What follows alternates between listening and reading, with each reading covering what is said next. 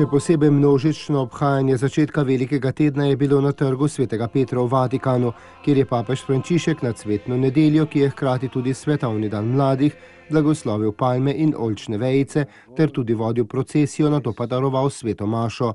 Po branju pasijona zapisa o Jezusovem trpljenju iz Evangelija po Marku je spregovoril o božji ponižnosti. Papež je spomnil, da bomo v velikem tednu pri bogoslužju slišali o Jezusovi ponižnosti, o tem, kako so njega, Božjega sina, voditelji ljudstva, zaničevali, ga prijeli in dati odpeljati kot hudodelca, zapuščenega od svojih učencev, ga izročili smrtni obsodbi.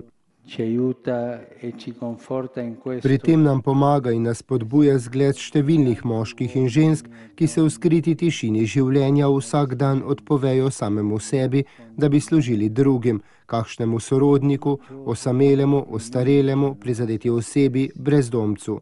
Pomislimo tudi na ponižanje tistih, ki so diskriminirani zaradi zvestobe evangeliju in tudi osebno plačajo. Pomislimo na naše brate in sestre, ki so preganjani, ker so kristjani. To so današnji mučenci in veliko jih je. Niso zatajili Jezusa, temveč so dostojanstveno prenašali žalitve ter zasmehovanja. V kratkem opoldanskem nagovoru, ki je sledil, je poseben pozdrav namenil mladim in jih pozdravil k pripravi na njihov prihodnji svetovni dan mladih. Med njimi je bilo tudi nekaj Slovencev. Prihodnji svetovni dan mladih bo prihodnje leto v Krakovu, kraju svetega Janeza Pavla II., ki je bil pobudnik teh dni. Tema srečanja bo blagor usmiljenim, ker bodo usmiljenje dosegli.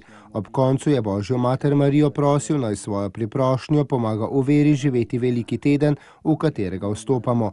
Mariji je papež priporočil in izročil tudi žrtve torkove letalske tragedije, med katerimi je bila tudi skupina nemških dijakov.